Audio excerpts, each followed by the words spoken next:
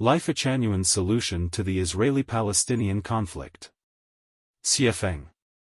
December 11, 2023. Purpose: to ensure that every Jewish person lives safely and happily, and that every Palestinian lives safely and happily. Jews and Palestinians share the same ancestor, Abraham. Hence, the conflict between them is like a dispute between brothers, a family feud. The land where Palestinians and Jews reside belongs to the Promised Land. It does not exclusively belong to either group. Therefore, the best solution is reconciliation and joint management between Palestinians and Jews. The desire of either side to eradicate the other from this Promised Land is a fallacy and will only lead to greater catastrophes. How can Jews and Palestinians reconcile? Firstly, let's determine who should govern the Promised Land. The premise should be whoever can ensure the safety, health, prosperity, and happiness of every citizen. If Palestinians can manage the affairs of the Promised Land better, let them govern. If Jews can do it better, they should manage. The fact remains that Jews have managed the Promised Land better economically, technologically, and administratively than Palestinians.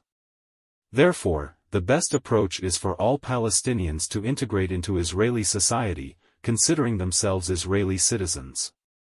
Palestinian elites with wisdom and capabilities can participate in the national governance.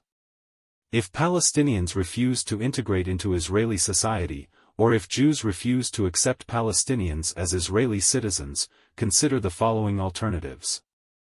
In the recent Israeli-Palestinian conflict, we've seen support for Palestine from at least 30 countries, condemning Israel. Since these countries care for the safety and well-being of Palestinians but militarily, Palestine is unable to surpass Israel, let's relocate the 6 million Palestinians currently living in Palestine to these countries.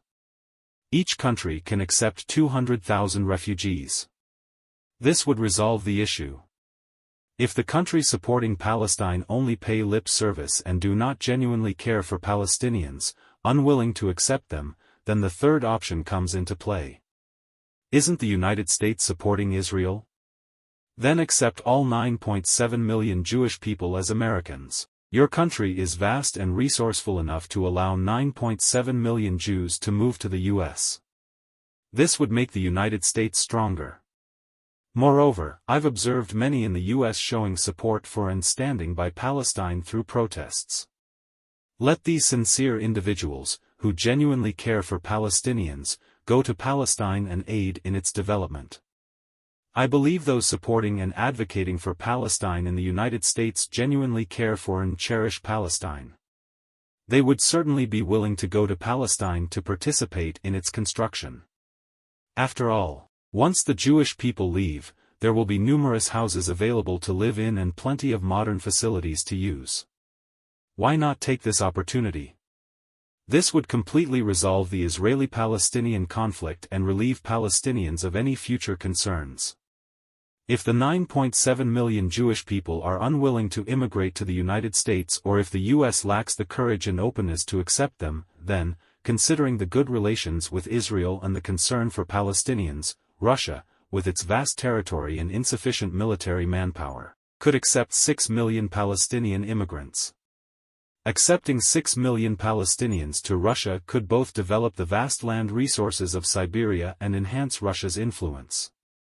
This would be a beneficial scenario for Israel, Palestine, Russia, and the entire world.